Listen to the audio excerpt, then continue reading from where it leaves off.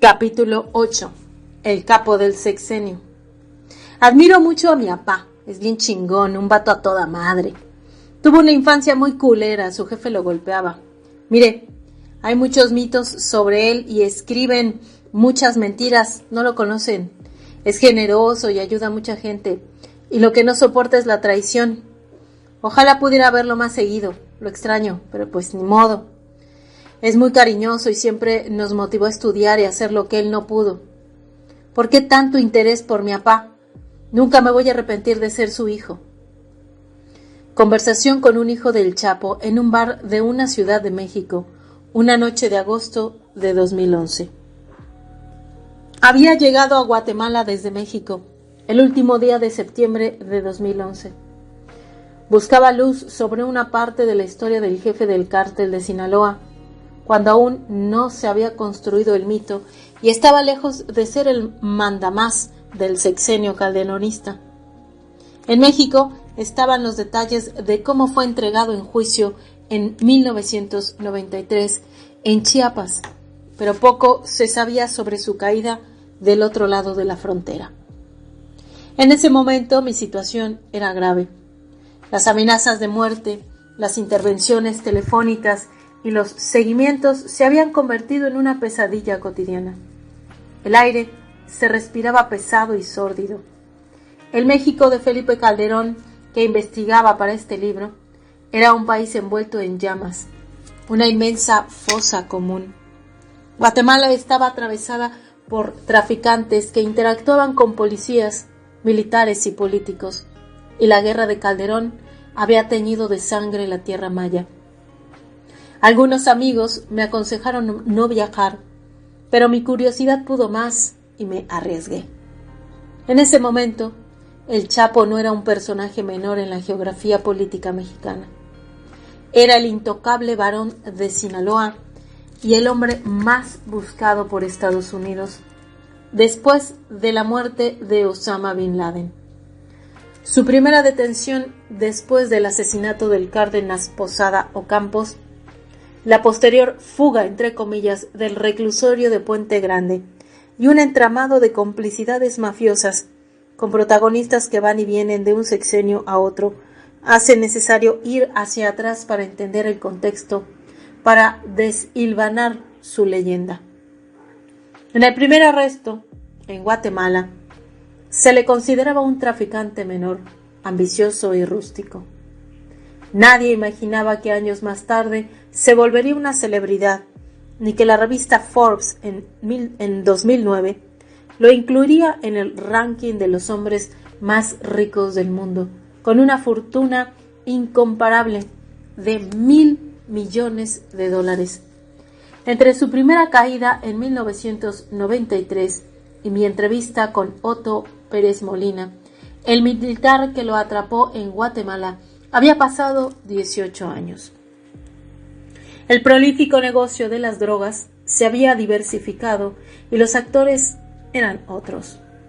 El cannabis, la cocaína y la heroína se habían sumado al nuevo producto estrella, la metanfetamina, que se producía en México con efedrina importada de China, y las organizaciones criminales atomizadas como consecuencia de la guerra libraban un combate despiadado por el control de las rutas del trasiego hacia Estados Unidos. En aquel aciago 2011, el Chapo estaba prófugo y aún se pensaba intocable. Repartía millones de dólares a militares, policías y políticos a cambio de impunidad y protección. Hasta entonces, nada presagiaba que comenzaba a transitar lentamente hacia el ocaso, aunque fuera ese el principal destino de cualquier capo desde el principio de los tiempos. Ese destino tan temido no estaba lejos de tocar su puerta. 3 años y millones de dólares en sobornos después, el 22 de febrero de 2014, fue nuevamente capturado. Esta vez por la Marina Mexicana en un hotel de Mazatlán, quienes lo trasladaron inmediatamente al penal de máxima seguridad del Altiplano, en el estado de México, de donde nuevamente se escapó a través de un túnel 17 meses después. Una fuga cinematográfica que humilló a Peña Nieto frente al mundo y a las agencias de inteligencia de Estados Unidos que le habían advertido al gobierno que el capo planificaba un nuevo escape y que dejó al desnudo que la corrupción del sistema político mexicano continuaba como siempre.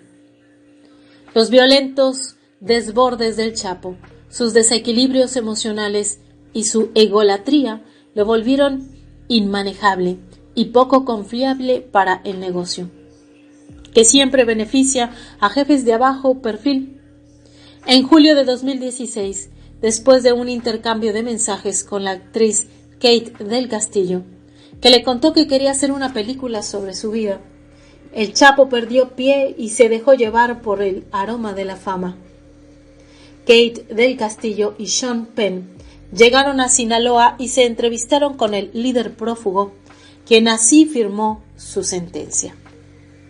Durante una entrevista que le realicé en 2011, a mi regreso de Guatemala, el sociólogo Luis Astorga me dijo lo siguiente: el Chapo es un mito creado y engrandecido por Estados Unidos y por los medios.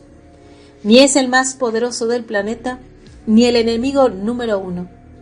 Cuando llegue la hora, lo encuentran, le cortan la cabeza y lo eliminan, y automáticamente alimentan el nacimiento de otro, que justifica los presupuestos millonarios de las agencias de inteligencia, pero el negocio continúa funcionando.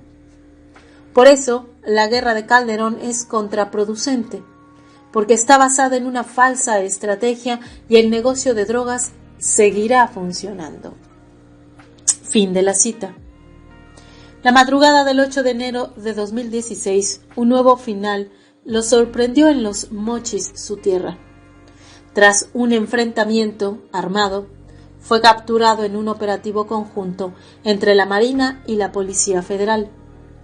«Pinches federales, ya nos gancharon», exclamó cuando se lo llevaban.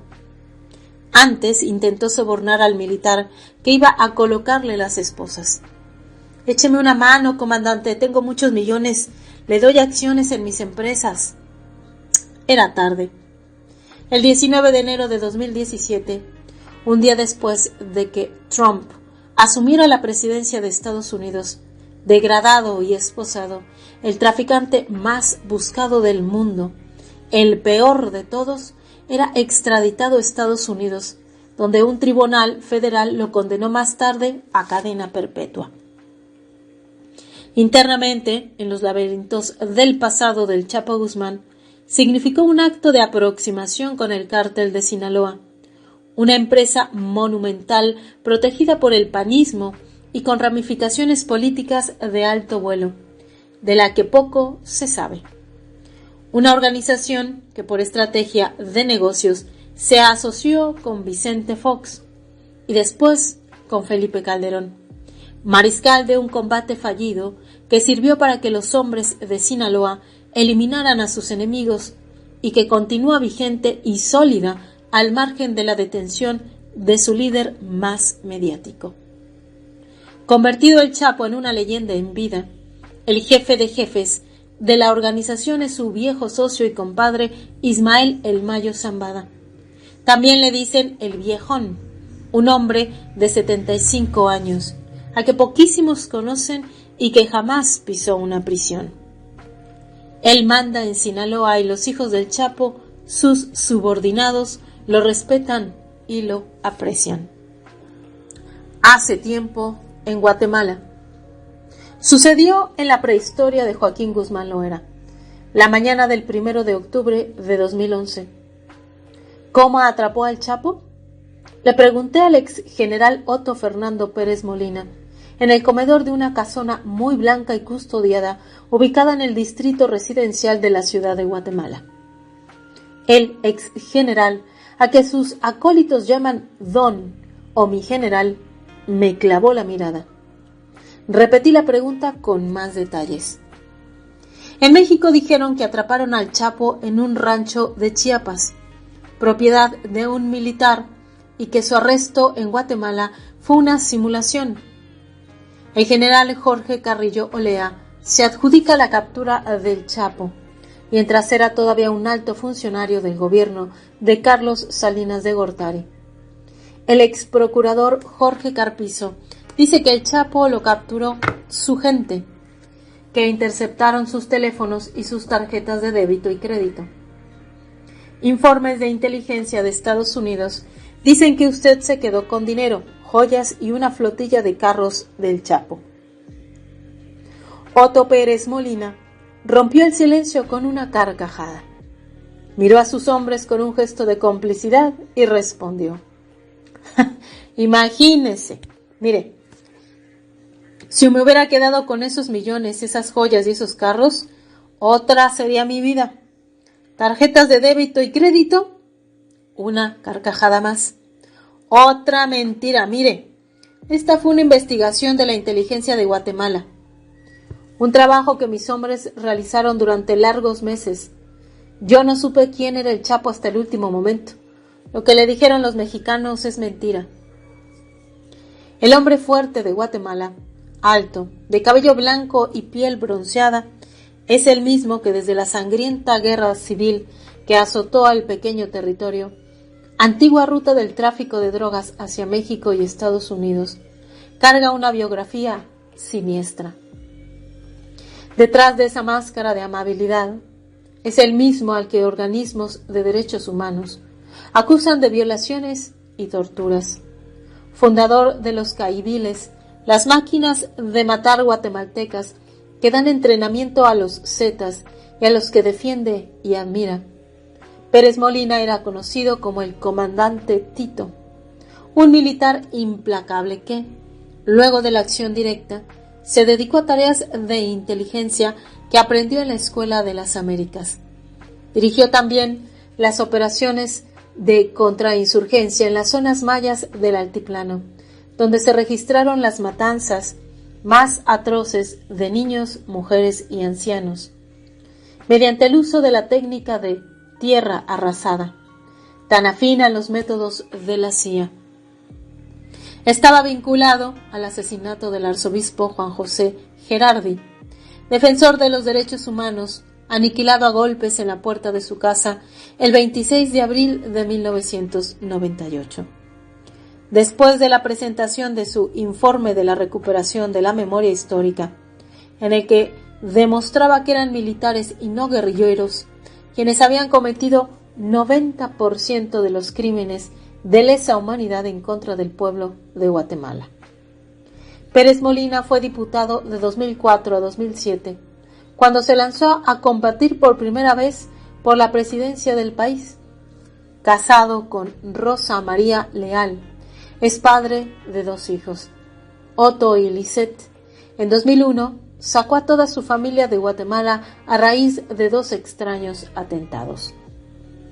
En febrero de ese año, 2 comandos de encapuchados con cuernos de chivo dispararon a matar sobre su esposa y su hija, que milagrosamente salvaron su vida. 4 meses antes, su hijo y su nuera resultaron heridos en otro ataque similar. El gobierno de entonces dijo que los atentados tenían que ver con el Chapo Guzmán y las relaciones de Pérez Molina con el narcotráfico. El militar responsabilizó al gobierno de Guatemala y se fue a vivir a Estados Unidos. Cuando Otto Pérez Molina se recibió, se encontraba en campaña por la segunda vuelta electoral al frente del Partido Patriota, un rejunte de militares y políticos de ultraderecha. Los Zetas y el cártel de Sinaloa eran los amos del negocio en Guatemala y se habían infiltrado entre policiales y militares, a tal punto que analistas de inteligencia me aseguraron que Guatemala era casi un narcoestado. Incómodo, me relató su versión. Dice que cuando recibió el primer aviso de unos mexicanos que andaban ofreciendo plata en la frontera con El Salvador a cambio de mirar hacia otra parte para ingresar sus cargas, él era jefe de división de inteligencia militar del Estado Mayor de la Defensa. Tenía 2 unidades móviles, una para la frontera y otra para el narcotráfico. Eran unidades de élite, recalca. Un día, un teniente fue a verlo y le dijo que en la frontera había mexicanos que compraban policías y que le habían ofrecido mucha plata a cambio de no hacer nada mientras ellos pasaban. Mi general, no quiero entrar a esa organización. Pérez Molina cita al teniente. Le dije a mi teniente que les dijera que sí a los mexicanos, que se infiltrara y me informara de lo que hacían. Esa gente tenía mucha plata. Imagínese que el teniente me traía entre 30 y 50 mil dólares por semana, y a veces más. Un día le regalaron una Cherokee. Esto sucedió 5 meses antes de la captura del Chapo, y a partir de aquí comenzamos un largo trabajo de inteligencia. No hubo tarjetas de débito o de crédito. Un día, el teniente me avisó que tal fecha iba a entrar una carga muy importante. Allí armé el operativo. Trasladé al teniente a otra zona y envié al lugar al grupo de élite dedicado al narcotráfico. A las 23:30 del 8 o 9 de junio de 1993 lo esperamos. Apenas cruzó la frontera desde El Salvador, le salimos a la carretera. Eran varias camionetas. No se resistió ni sacó las armas. Dijo, «Soy el Chapo Guzmán», y nada más. Lo trasladamos a una unidad militar y allá avisamos al gobierno de México. Le pregunté si el Chapo traía droga. Me contó que Guzmán lo era, no venía solo, que había una mujer con él y otras personas, que todas fueron despachadas a México. En su declaración a los militares mexicanos, el Chapo contó que fue torturado por militares de Guatemala y que un militar suyo le robó $1,5 millones. Lanzó otra carcajada. Lo que dijo no tiene asidero. Es la palabra de un narcotraficante. No se le puede dar validez. El general Jorge Carrillo Lea dice que lo capturaron cerca del Hotel Panamericano. No fue así. Lo atrapamos apenas cruzó la frontera, en territorio guatemalteco. Venía de El Salvador. Inmediatamente nos comunicamos con el gobierno mexicano y arreglamos la entrega en Chiapas. No quería tener aquí este personaje. Demasiados problemas teníamos con otros narcos. Cuando lo detuvimos me enteré de quién era y de su importancia. Para mí no era un capo famoso como Amado Carrillo Fuentes o Pablo Escobar. En México ofrecen $1 millón por su cabeza. Cuando cayó, en aquel lejano de 1993, Joaquín Guzmán Loera peleaba por armar su propio negocio, como le prometió alguna vez a su madre. Voy a ser el traficante más importante de México y del mundo. En ese momento, el Chapo estaba bajo las órdenes de Amado Carrillo Fuentes, el Señor de los Cielos. El Chapo era uno de los jefes de una organización de traficantes de Sinaloa con ambiciones. Tenía a sus hermanos trabajando con él, junto al Mayo Zambada, Héctor el Güero Palma y José Esparragosa, el Azul. Le decían el señor Guzmán, pero no tenía la gran dimensión. Por eso la cifra millonaria que ofrecían por su captura sorprendió a Otto Pérez Molina. Había llegado a Centroamérica huyendo de la balacera que terminó con el asesinato del cardenal mexicano Juan Jesús Posadas Ocampo en el Aeropuerto Internacional de Guadalajara, crimen que para el gobierno de Carlos Salinas de Gortari tenía 2 responsables, los Arellano Félix y el Chapo Guzmán. Años más tarde se demostraría que ni el Chapo ni los Arellano Félix eran culpables y que cayeron en una trampa montada por los verdaderos asesinos con línea directa a Los Pinos. El Chapo Guzmán declaró en la causa del 9 y 14 de junio de 1993 y el 16 de marzo de 2000 dijo que estaba en Guadalajara desde el 22 de mayo y que el día anterior al asesinato del prelado disfrutó una carne asada en su finca, Las Ánimas, que esa tarde había llegado al aeropuerto para abordar un vuelo a Puerto Vallarta. Estacionó su Century Buick verde oscuro blindado, modelo 1992, frente de la terminal. Luego tomó una maleta de la cajuela y caminó para encontrarse con su chofer. Según declaraciones del Chapo y de su chofer, ambos rodaron por el suelo cuando comenzó el tiroteo, corrieron al interior del aeropuerto. Saltaron la cinta de las maletas del Aeroméxico y corrieron por la pista. Brincaron la cerca perimetral del aeropuerto, pararon un taxi y huyeron por la carretera rumbo a Chapala. En el expediente, los pistoleros del Chapo dijeron que no dispararon contra Posadas Ocampo ni contra los sicarios contratados por los Arellano Félix, sino que ingresaron a la terminal y, como no encontraron a su jefe, se fueron y despacharon sus armas en el equipaje. Cuando comenzaron los balazos, estaban abordando el vuelo 110 de Aeroméxico a Tijuana. En el mismo avión, según testimonios de las aeromosas y el copiloto, viajaba en la clase Premier Ramón Arellano Félix, testigo clave asesinado en 2002.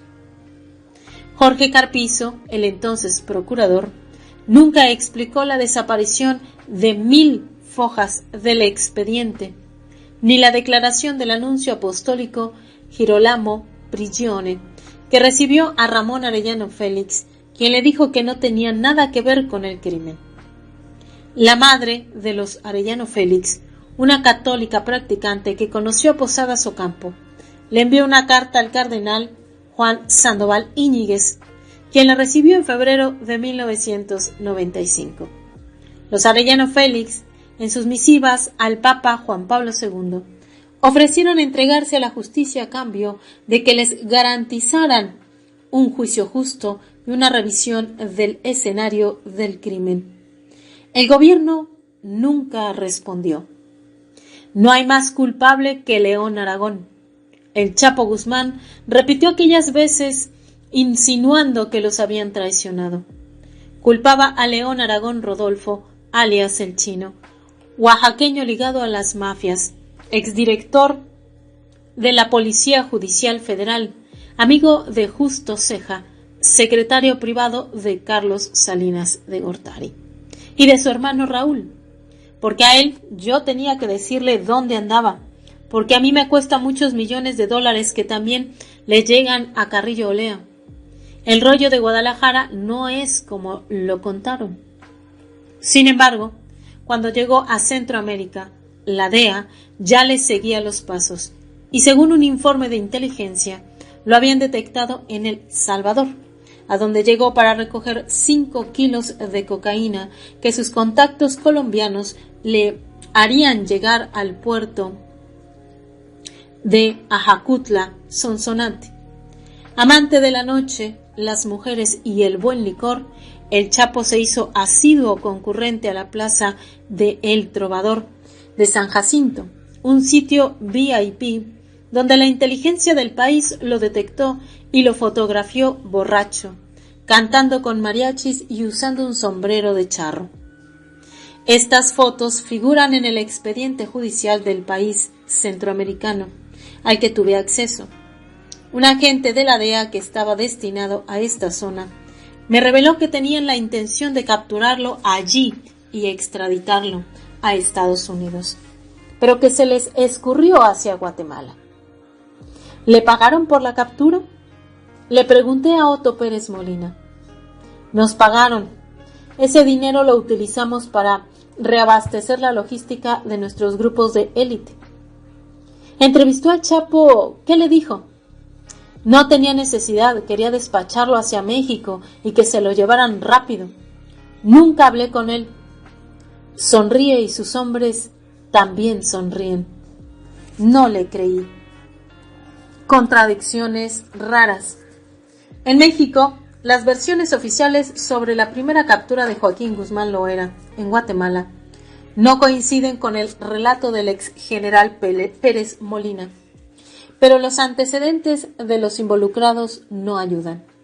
Tienen prontuarios con señalamientos graves.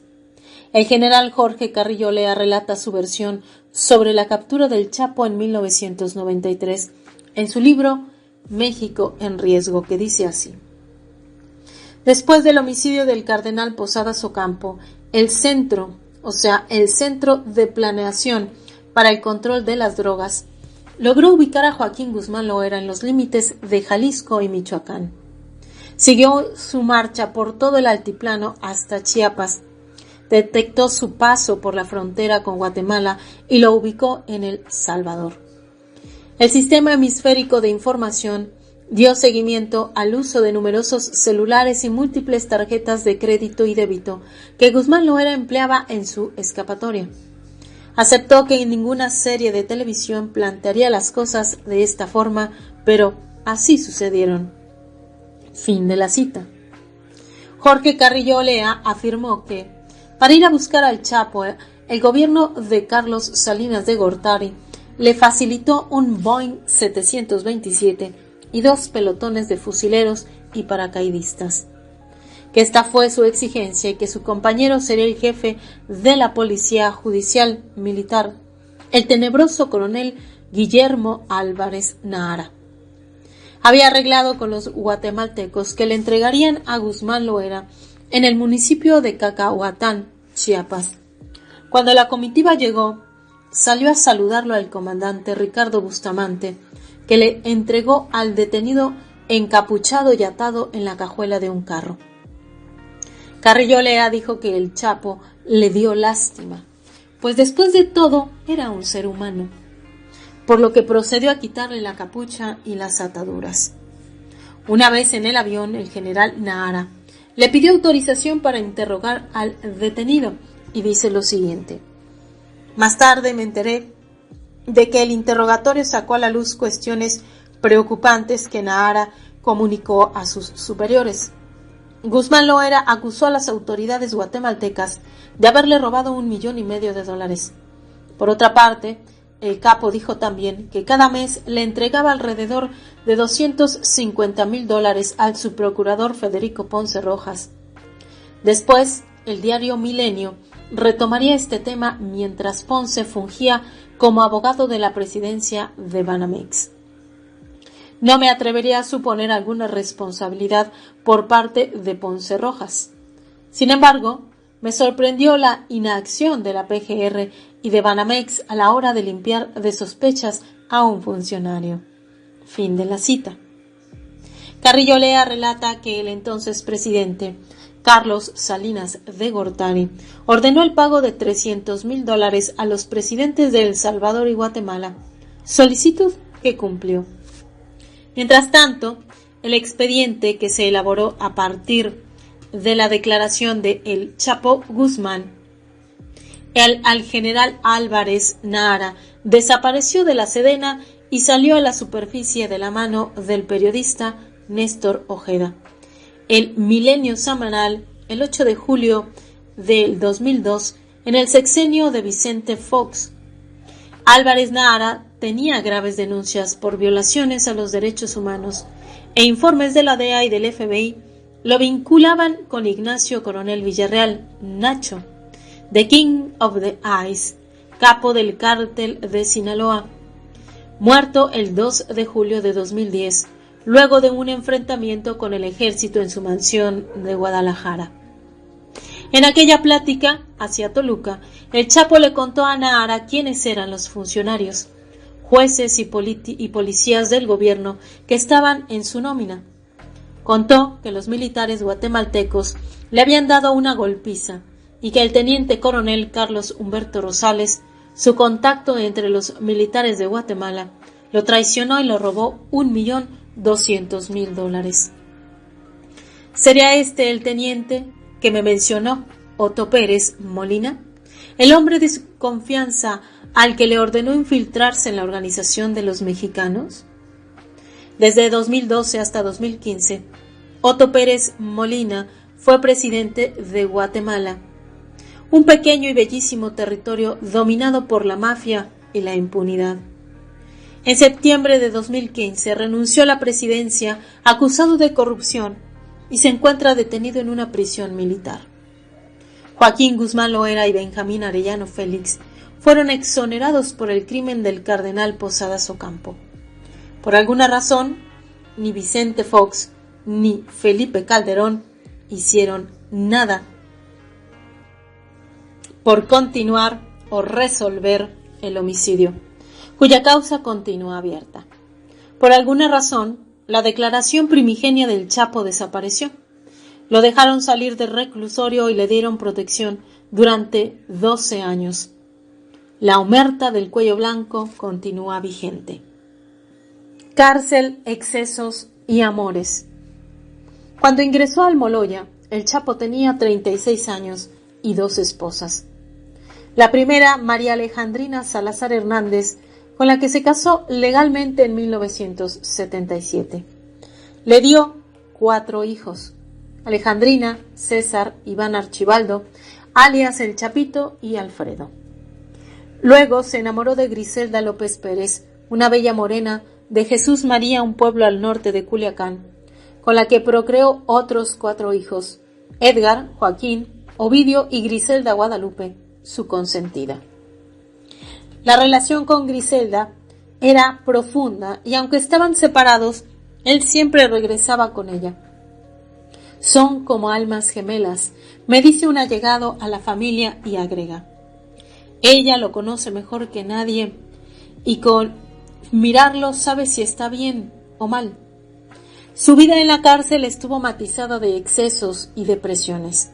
Mujeriego y arrogante, le tenía fobia al encierro y desde que ingresó nunca abandonó la idea de escapar.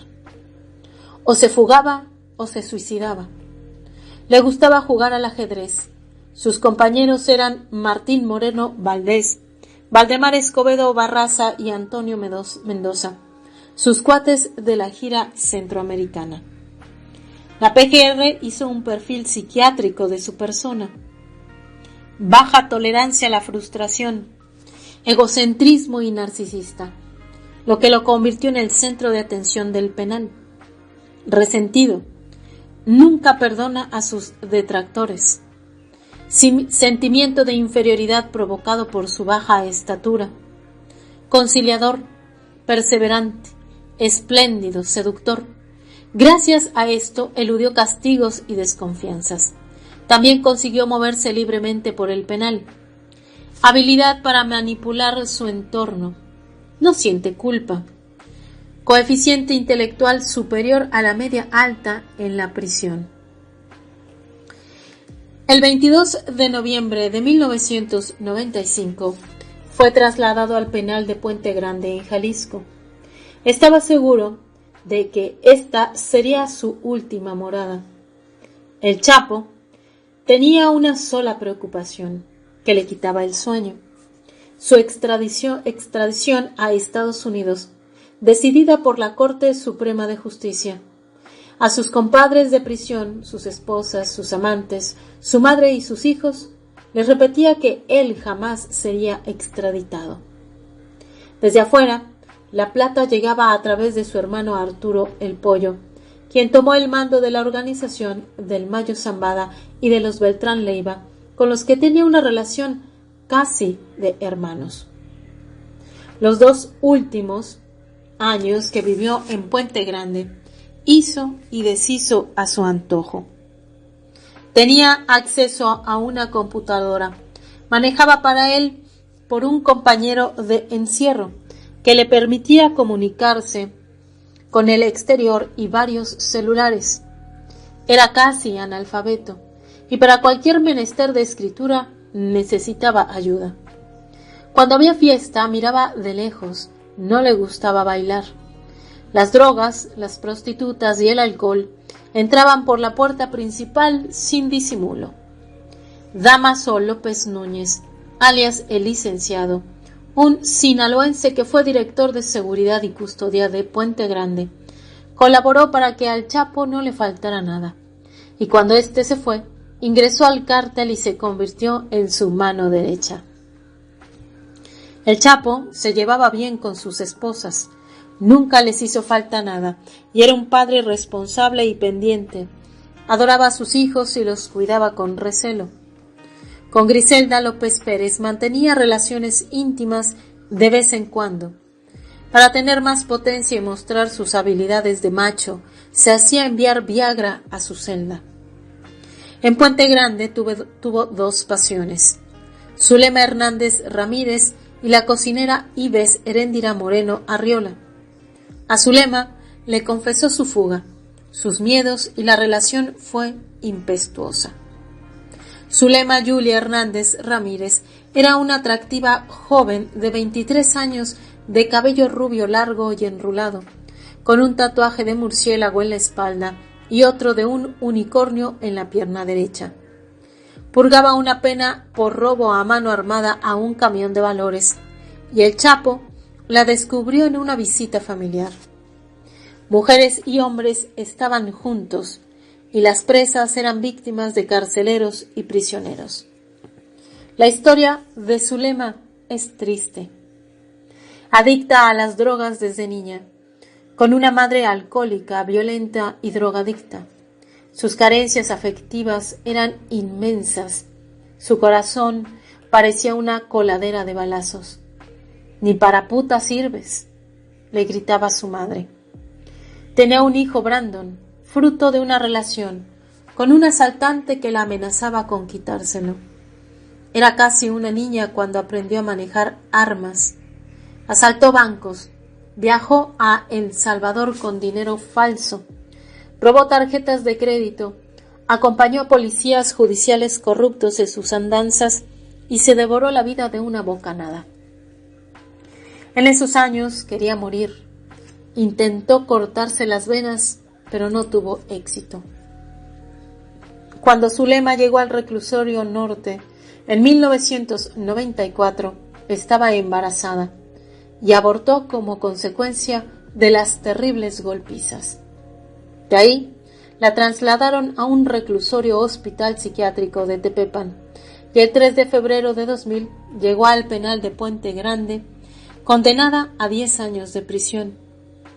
En esta geografía de pesadumbre, Zulema mantuvo una intensa relación amorosa con el Chapo. Le gustó apenas lo vio. En la intimidad, él le reveló algunos secretos y le dirigió apasionadas cartas de amor, las cuales dictaba a otro preso, que oficiaba de escriba. Le dijo que estaba enamorado, le prometió un futuro juntos, le puso abogados y mandó dinero a su familia. Después del primer contacto íntimo, él le envió un ramo de flores y una botella de whisky. Acostumbrada a los golpes más que a las caricias, no creyó mucho en las palabras dichas y escritas. Pero ser la elegida del Chapo Guzmán, su reina, la destinataria de sus confesiones y la que compartía su cama, le otorgó ciertos poderes que acabó pagando caro. Acabábamos de hacer el amor. Me abrazó y me dijo: «Cuando yo me vaya vas a estar mejor. Te voy a apoyar en todo. Ya le di instrucciones a mi abogado. Me hizo muchas confidencias. Entre Joaquín y yo había mucha identificación. Yo estaba en el mismo lugar que él. O sea, aparte de ser mujer, estaba viviendo la misma pena que él. Yo sé de este caminar de lado a lado en una celda. Yo sé de este esperar despertar. Yo sé de este insomnio. Yo sé de este fumarte, querer quemarte el sexo, querer quemarte las manos, la boca, fumarte el alma, fumarte el tiempo. Yo sé de lo que estos rincones hablan, lo sé. Y él sabía que yo sabía. Muchas ocasiones llegaba de malas, muchas ocasiones no tuvimos ni relaciones, pero él quería sentirme cerca, él me quería desnuda, sentirme con su cuerpo. No teníamos sexo, pero estábamos juntos. Y yo le entendía y sabía que tenía ganas de llorar. Sabía que estaba hasta la madre de esta cárcel, a pesar de que tuviera lo que tuviera. Sabía que si escapaba estaba expuesto a que lo mataran. Él sabe que en este negocio se está expuesto a perder toda la familia. Fin de la cita. Le dijo a Zulema al periodista Julio Scherer García en una entrevista para su libro Cárceles. En cartas que le envió a Zulema durante el año 2000, el Chapo manifiesta el amor que sentía por ella. Algunas tienen dibujos de rosas, firmaba JGL. Todas fueron escritas por su compadre y secretario Jaime Valencia Fontes. Una de ellas dice así: Zulema, te adoro. Significas mucho para mí. Yo a veces creo que el destino por algo te mandó a mi encuentro y que por algo grande y bueno ha de ser amor. Porque fíjate, sin conocernos tú y yo, al venir a encontrarnos en un lugar como este y poder entablar comunicación y luego podernos ver, aunque sea por ratitos, quiere decir que no es una simple casualidad. El destino nos está uniendo y quizás debe ser para mucho tiempo y con un fuerte sentimiento de amor entre nosotros. Preciosa, este gobierno ya se va y se van a poder arreglar muchas cosas en asuntos no tan sencillos como el tuyo, pero tampoco no es de los más complicados. Todo es cosa de dinero y como quiera es tratándose de eso, yo por tu salida no voy a escatimar esfuerzos ni gastos. Cariño, a propósito de todo esto y de lo difícil que se nos ha puesto para entrevistarnos por lo vigilada que te tienen, he buscado por todos lados encontrar la forma de vernos y parece que sí va a ser.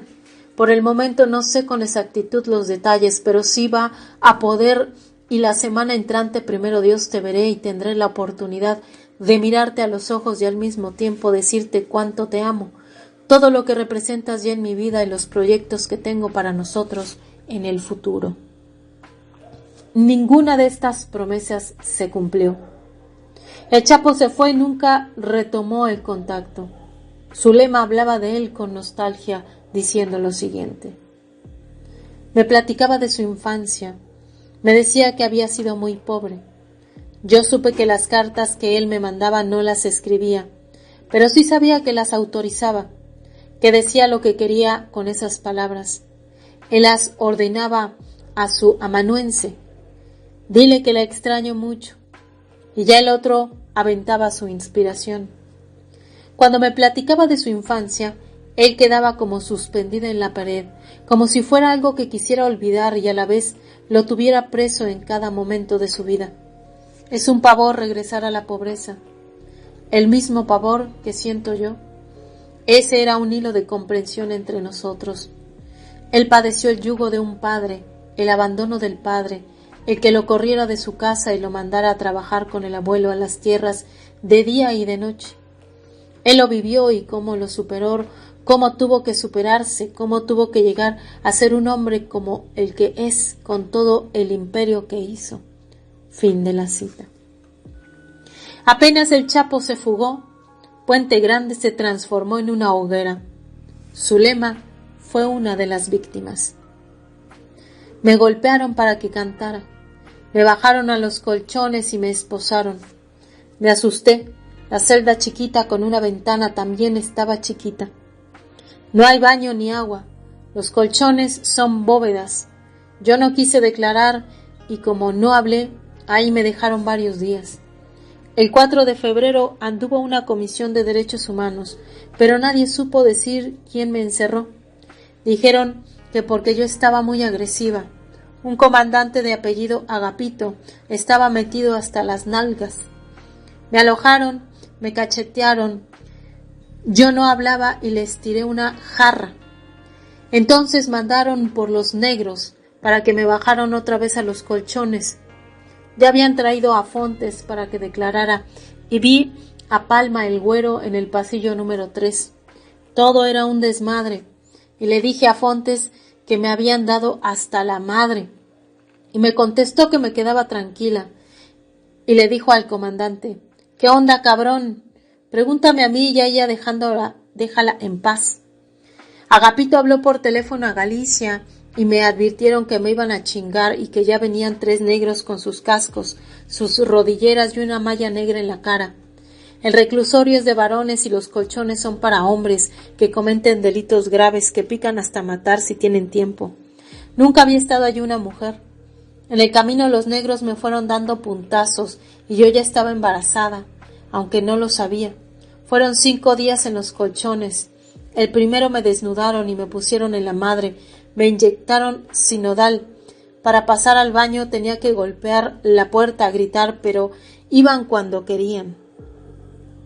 A pesar de esta locura, Zulema sentía que una nueva vida crecía en su vientre. Angustiada, avisó a las autoridades.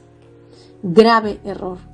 El 8 de mayo de 2001, la madre de Zulema, con la que tomé contacto, envió un escrito a la CNDH quejándose de que su hija había sido trasladada al Centro Federal de Readaptación Social número 2, un albergue exclusivamente para varones. El 30 de mayo, Salomé Hernández Ramírez realizó una llamada telefónica, según el expediente de la CNDH, que su hermano había recibido una llamada del personal de la penitenciaría preguntándole por el tipo de sangre de la familia para una posible donación sin precisar nada más. Las autoridades de la comisión pudieron constatar, basándose en la información que les suministró el Ceferezo, que Zulema había sufrido un aborto. Mejor dicho, que la obligaron a abortar. Por la fecha, era el 31 de mayo de 2001. Se cree que llevaba un hijo del Chapo en las entrañas. Supe que la vida se me iba entre las piernas y el niño se llamó Abraham Gerard. Lo tuve en mis manos, lo besé, lo arrullé y vivo como tenía que estar, hijo de Dios, lo bauticé con mis lágrimas. Quebrada y hastiada de abusos y humillaciones, decidió que no quería vivir. Se convirtió en un ente sexual al servicio de carceleros y prisioneros. Pese a cargar una condena de 35 años, le dieron la libertad en 2003 y volvió a caer en 2004, acusada de pertenecer a una red de narcotráfico. En 2006, la testigo protegido con el fin de que entregara al Chapo Guzmán, con quien Zulema estaba en contacto. En su teléfono encontraron mensajes de un tal Durango, que no era otro que el capo. Los mensajes decían lo siguiente: Moi, yo lo único que sinceramente te puedo decir es que me estremezco y mi pecho suena fuerte cuando leo he oído de ti, chiquita. Yo podría mentirte, pero sinceramente no es mi estilo. Me gustas, me atraes y me metiste en lo más profundo de mí, y eso es lo que no me deja en paz. Cada instante pienso en ti. Fin de la cita. El 17 de diciembre de 2008, el año más violento de la guerra de Felipe Calderón, Zulema Julia Hernández Ramírez apareció asesinada de un balazo, con una bolsa de plástico en la cabeza. Su cuerpo estaba en la cajuela de un carro envuelto en una cobija rosa en Ecatepec, Estado de México. Dijeron que vendía drogas para el cártel de Sinaloa.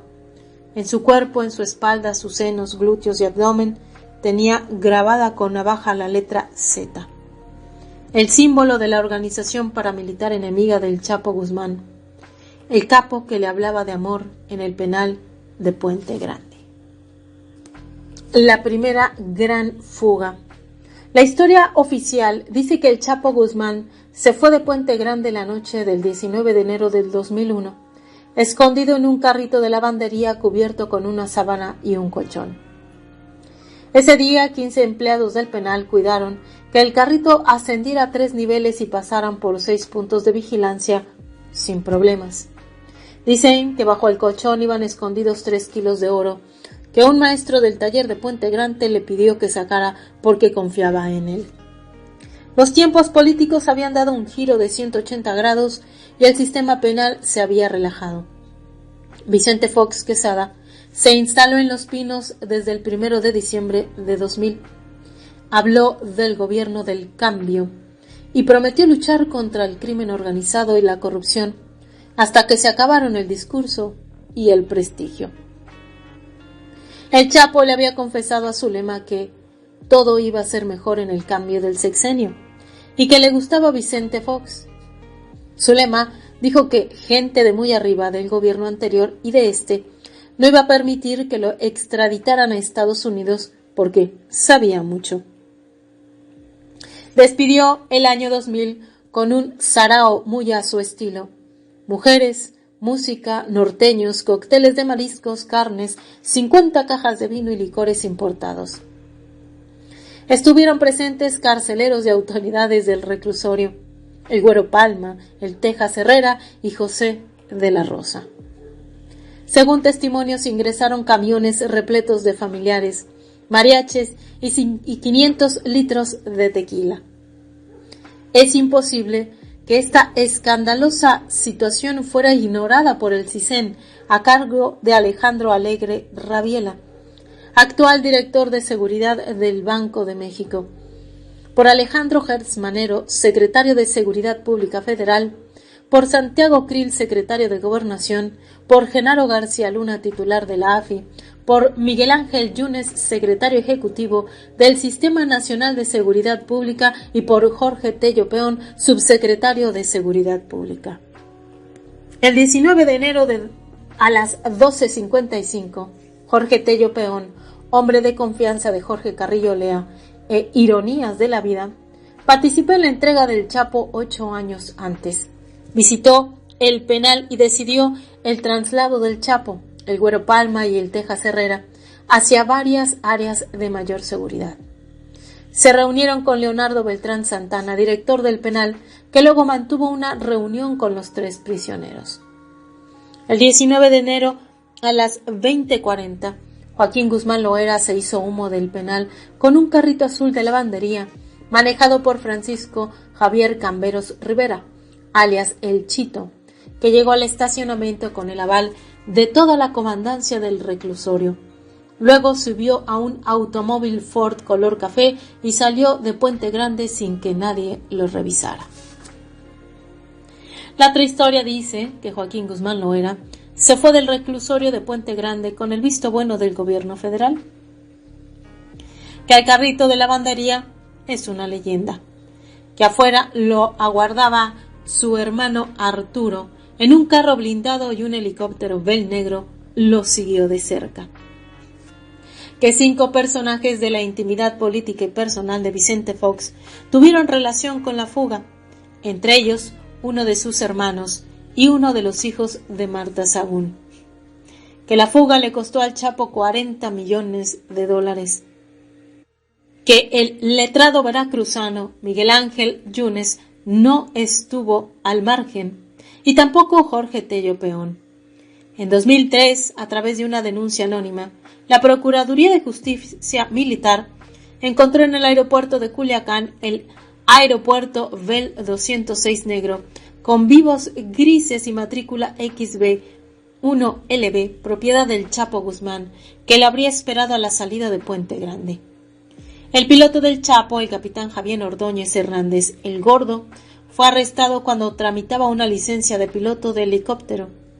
Traía encima mapas de navegación, celulares y equipos de comunicación sofisticados. A partir de 2001, el Chapo se convirtió en el capo consentido del panista, y su figura creció después de la supuesta fuga. A partir de su salida, rodaron las cabezas del cártel de Tijuana. Se acabaron sus enemigos, esos criminales apuestos, multimillonarios y despiadados, como describió la DEA a los hermanos Arellano Félix en los años 90. Cuando al Chapo lo dejaron ir, le faltaba poco para quedar libre, pero le aterraba un pedido de extradición de Estados Unidos y el destino de Juan García Ábrego, jefe del cártel del Golfo preso en Estados Unidos, rondaba sus pensamientos. Alma gemela. A 49 días de la toma de posesión de Vicente Fox, el Chapo comenzó a ordenar sus negocios y a restablecer sus contactos. El gobierno del cambio estaba de su lado, como quedó demostrado a lo largo de aquel sexenio y del siguiente. Vicente Fox hizo una escandalera con la fuga y ordenó publicar avisos en edificios públicos y en periódicos de todo el país, solicitando ayuda a la sociedad para atrapar al Chapo, lo que desató todo tipo de bromas y burlas. El 5 de febrero de 2005, la DEA tuvo evidencias cuando intervino en los teléfonos de la residencia presidencial y descubrió que